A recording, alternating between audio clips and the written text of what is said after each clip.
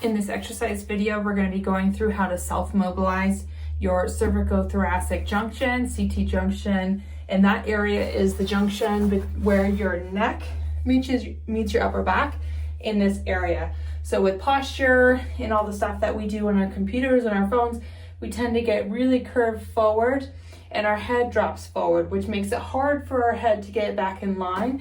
And so this really helps to increase mobility to get better posture and take away some tension from the neck, the shoulders, and the upper back. So you're gonna get yourself a long foam roller. It has to be full length, 3-foot roller for this to work. A short one will not work very well and be very uncomfortable for the rest of your spine. So gotta get a long foam roller, and you're going to get yourself on the roller, straddling it, and then laying back onto the roller so it's directly underneath your spine. And then you want the very top of this roller to hit you right at the area like where the top of my t-shirt is.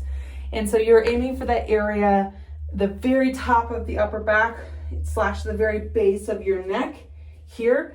And so you got to get that roller in the proper spot to hit there. So I'm going to get myself adjusted. So now that the roller is, there we go, in that area of that part of the neck. So I'm not on the actual neck itself, I'm just on the area that has ribs. I'm going to hold on to my head into my hands so my neck can be totally relaxed through this.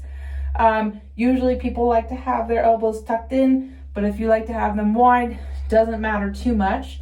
Now with the rest of your spine staying totally flat against the roller, you're going to slowly let your head drop back until you start to feel some tension or stiffness in that area, the very top of the roller where it's touching the neck and upper back area. You're going to go down as far as you can without compensating through the rest of your spine, and then slowly come back up. You're going to hold for a breath or two at the bottom of the motion before you come back up just to neutral. And we're just going to go in and out of that mobility here. So you can see it's a very small motion, but we're trying to mobilize those very specific segments of the spine. So you can do a few here, then you can bring yourself a little bit higher on the roller. So if the roller's farther down on my spine, about 1 inch, and repeat. And so this works really well for those first 2 segments of the thoracic spine and self-mobilizing that way. Get you a closer view of where my head and neck are,